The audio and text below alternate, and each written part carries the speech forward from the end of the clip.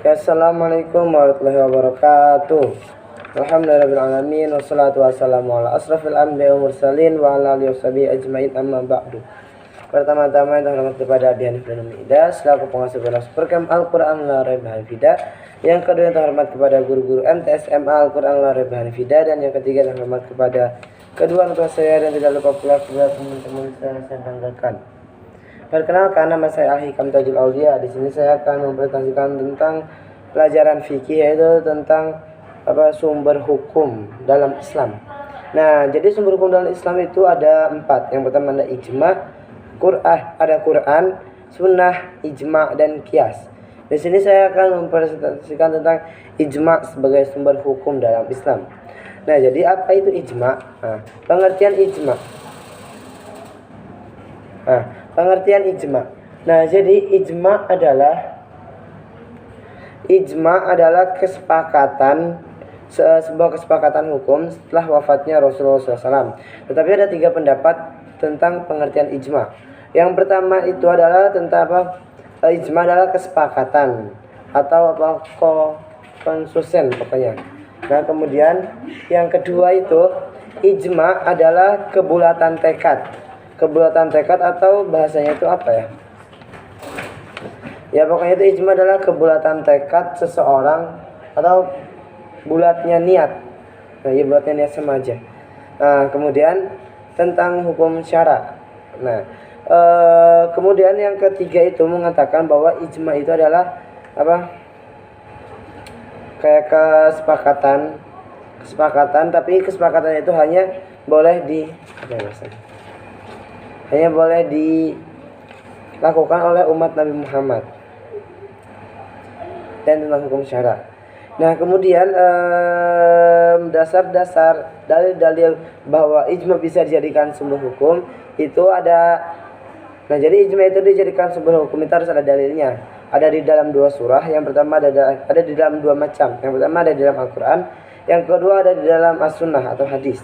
Nah, jadi di dalam Al-Quran ini contohnya itu ada dalam surat An-Nisa ayat 115, yang dimana itu menceritakan bahwa semua orang-orang itu harus seperti orang mukmin. Nah, jadi orang kafir ini tidak harus seperti orang mukmin, tidak boleh ada yang tidak seperti orang mukmin. Jadi bahasanya itu bahwa semua orang itu wajib menjadi mukmin. Pokoknya gitu. Nah, itu kan menjadi kayak sebuah hukum landasan gitu. Kemudian ada as-sunnah dalam hadis. Nah, contoh itu hadis tentang Mu'adz bin Jabal. Nah, jadi Mu'adz bin Jabal itu ditanya oleh Rasulullah kalau nggak salah itu, apa yang akan kamu lakukan apabila engkau menjadi mengadili seseorang. Kemudian dia itu menjawab, sesungguhnya aku akan mengikuti kitabullah. Apabila engkau tidak menemukan kitabullah, engkau akan melakukan apa? Maka aku akan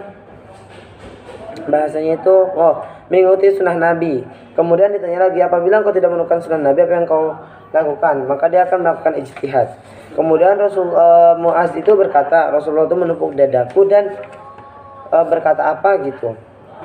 Nah, kemudian yang ketiga ada macam-macam ijma. Macam-macam ijma ada 4. Yang pertama ada ijma sarih, ijma sukuti, ijma qat'i, dan ijma zanni.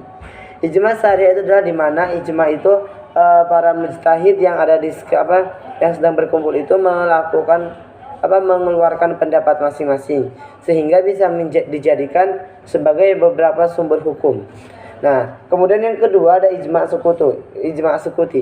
Nah, jadi ijma sukuti ini adalah yang dimana sebagian itu setuju dengan kesepakatan itu, tetapi sebagainya lagi itu tidak jelas, mengemukakan pendapat seperti hanya diam, tidak mengemukakan pendapat. Seperti misalnya ini sebaiknya seperti ini. Nah, kemudian sudah disetujui, tetapi kemudian yang ada sebagian yang diam, itu kan tidak jelas. Maka ijma ini masih kurang.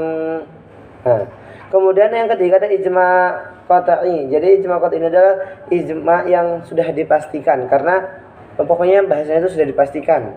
Kemudian ada pula ijma zanni. Ijma zanni adalah suatu dugaan yang kuat, tetapi di sini masih mengandung ijtihad.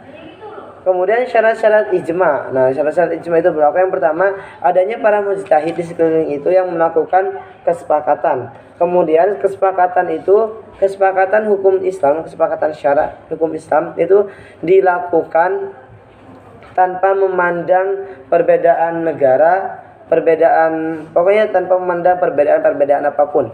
Biasanya kan kayak kalau sedang bermusyawarah itu pasti memandang kayak kamu dari suku ini tidak boleh berpendapat seperti ini. Nah, itu tidak diperbolehkan.